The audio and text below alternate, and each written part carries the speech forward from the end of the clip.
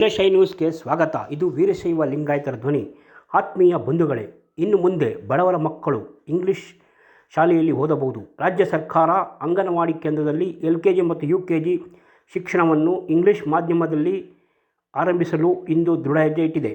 ಈ ದೃಢ ಹೆಜ್ಜೆಗೆ ಮೊದಲು ಚಾಲನೆ ಕೊಟ್ಟವರು ನಮ್ಮ ಸಮಾಜದ ಮಹಿಳಾ ಮತ್ತು ಮಕ್ಕಳ ಕಲ್ಯಾಣ ಅಭಿವೃದ್ಧಿ ಇಲಾಖೆಯ ಲಕ್ಷ್ಮೀ ಹೆಬ್ಬಾಳ್ಕರ್. ಬೆಂಗಳೂರು ನಗರದ ಗೋವಿಂದರಾಜ ನಗರ ವಿಧಾನಸಭಾ ಕ್ಷೇತ್ರದ ವ್ಯಾಪ್ತಿಯ ಕಾವೇರಿಪುರ ವಾರ್ಡಿನ ಪಟ್ಟೆಗಾರಪಾಳ್ಯದ BDA ಲೇಔಟ್ನಲ್ಲಿರುವ ಅಂಗನವಾಡಿ ಕೇಂದ್ರದಲ್ಲಿ ಮಹಿಳಾ ಮತ್ತು ಮಕ್ಕಳ ಅಭಿವೃದ್ಧಿ ಇಲಾಖೆ ಸಚಿವೆ ಚಾಲನೆ ನೀಡಿದರು. ಅಂಗನವಾಡಿ ಕೇಂದ್ರಗಳ ಉನ್ನತೀಕರಣದ ಮೊದಲ ಭಾಗವಾಗಿ ಬೆಂಗಳೂರು ನಗರ ಜಿಲ್ಲೆಯಲ್ಲಿ ಇಂದು ಪೂರ್ವ ಪ್ರಾಥಮಿಕ ಶಾಲೆಗಳಿಗೆ ಚಾಲನೆ ನೀಡಿದರು.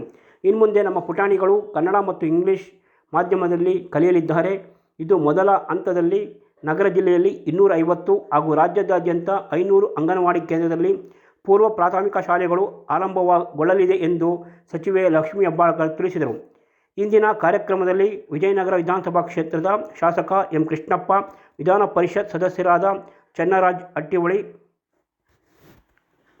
ಮಹಿಳಾ ಮತ್ತು ಮಕ್ಕಳ ಇಲಾಖೆಯ ಕಾರ್ಯದರ್ಶಿ GC ಪ್ರಕಾಶ್, ಇಲಾಖೆಯ ನಿರ್ದೇಶಕರಾದ N ಹರೀಶ್, ವಿಕಲಾಂಗಚೇತನ ಇಲಾಖೆಯ ಆಯುಕ್ತ ದಾಸ್ ಸೂರ್ಯವಂಶಿ, ಸಚಿವರ ವಿಶೇಷ ಕಾರ್ಯದರ್ಶಿ BS ನಿಶ್ಚಲ್ ಸೇರಿದಂತೆ ಇನ್ನಿತರರು ಹಾಜರಿದ್ದರು.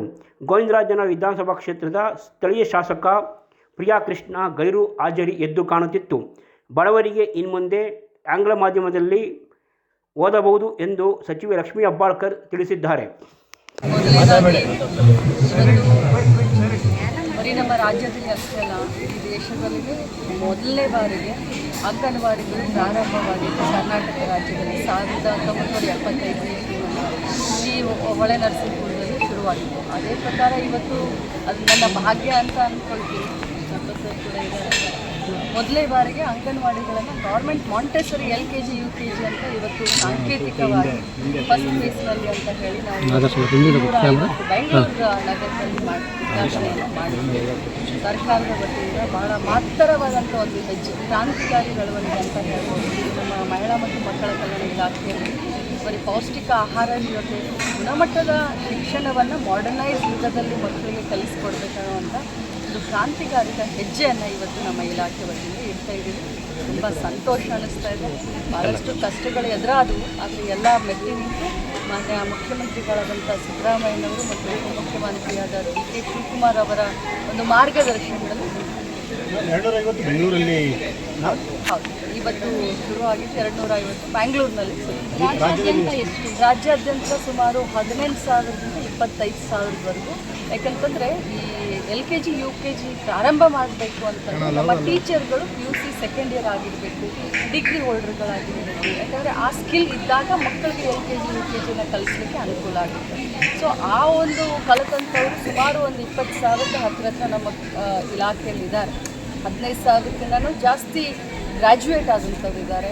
2,500ಕ್ಕಿಂತ ಜಾಸ್ತಿ ಡಬಲ್ ಡಿಗ್ರಿ ತೊಗೊಂಡವ್ರು ಇದ್ದಾರೆ. ಸೊ ಇದನ್ನೆಲ್ಲ ಗಮನದಲ್ಲಿ ಇಟ್ಕೊಂಡು ಸದ್ಯಕ್ಕೆ 20,000 ಅಂಗನವಾಡಿಗಳನ್ನು ಹಂತ ಹಂತವಾಗಿ ನಾವು LKG UKG.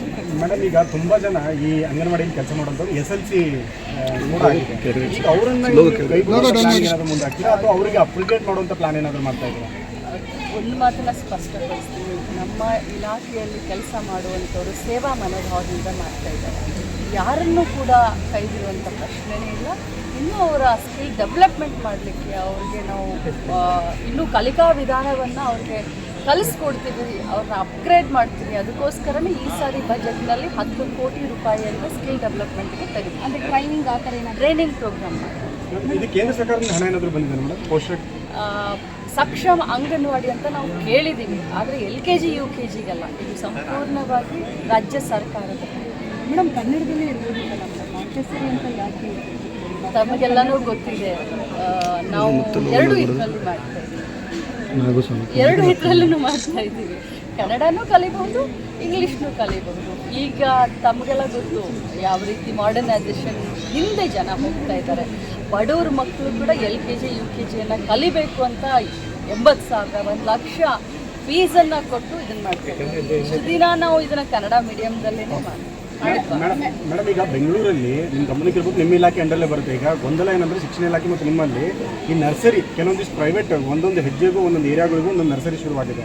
ಅವುಗಳಿಗೆ ಯಾರ ಕಡೆಯಿಂದ ಲೈಸೆನ್ಸ್ ಇಲ್ಲ, ಜೊತೆಗೆ ಏನೂ ಕೂಡ ರೂಲ್ಸ್ಗಳು ಫಾಲೋ ಆಗ್ತಾ ಇಲ್ಲ. ತಮ್ಮ ಅಂಡರಲ್ಲಿ ಬರುತ್ತೆ ಮೇಡಮ್. ಅವುಗಳಿಗೆ ಏನಾದರೂ ತಾವು ಗೈಡ್ಲೈನ್ಸ್ ಕೊಡೋದು ಅಥವಾ ಇವುಗಳೇನಾದ್ರು ವರದಿ ತೊಗೊಳಕ್ಕೆ ಮುಂದಾಗ್ತದೆ? ಯಾಕಂದರೆ ನೋಡಿ, ನರ್ಸರಿಗಳು ಏನಿದೆ ಇದು ಪ್ರಾಥಮಿಕ ಶಿಕ್ಷಣ ಇಲಾಖೆಯವರ ಅಂಡರ್ ಬರ್ತವೆ. ಅಂಥದ್ದು ಏನಾದರೂ ಇದ್ದರೆ ಖಂಡಿತವಾಗ್ಲೂ ಕಠಿಣ ಕ್ರಮ. ಯಾಕೆಂದರೆ ಎಲ್ಲ ರೀತಿಯಾದಂಥ ಪರ್ಮಿಷನ್ನ ತೆಗೆದುಕೊಂಡು ಮಾಡಬೇಕಾಗುತ್ತೆ. ಸರ್ಟನ್ ಬೇಸಿಕ್ ರೂಲ್ಸ್ ಇರುತ್ತೆ. ಯಾವುದೇ ಒಂದು ನರ್ಸರಿ ಆಗಿರ್ಬೋದು, LKG UKG ಆಗಿರ್ಬೋದು, ಆ ರೂಲ್ಸ್ನ ಬ್ರೇಕಪ್ ಮಾಡಿ ಸುಮ್ಮನೆ ರಾತ್ರೋರಾತ್ರಿ ಒಂದು ನರ್ಸರಿ ಮಾಡ್ತೀನಿ ಅಂತಂದರೆ ಹೇಳೋರು ಕೇಳೋರು ಯಾರಿಲ್ಲ ಅಂತ ಅನ್ಕೋಬಾರ್ದು.